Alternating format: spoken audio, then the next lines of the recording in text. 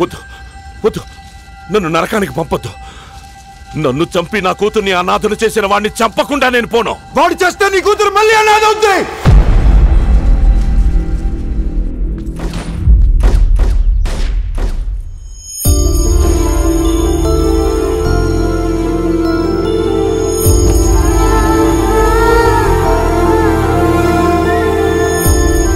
నిన్ను చంపిన వాడే తప్పు తెలుసుకుని నీ కూతురిని వాడే సొంత కూతురులా పెంచుకుంటున్నాడు. నాన్న, వాళ్ళని ఆగమని చెప్పండి నాన్న, అతన్ని పోలీసులకు అప్పగించేద్దాం. కూతురు పెళ్లి కోసం ఎంతో ప్రేమగా తండ్రి చేయించిన నగలవి, ఎలా వదిలేస్తాను వాణ్ణి?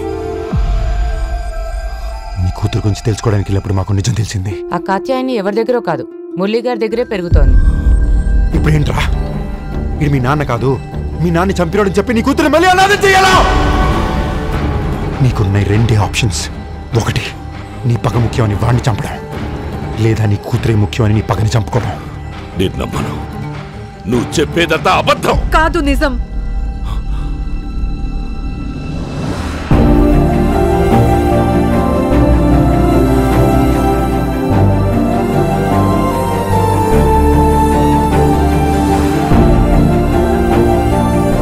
అసలేం జరిగిందో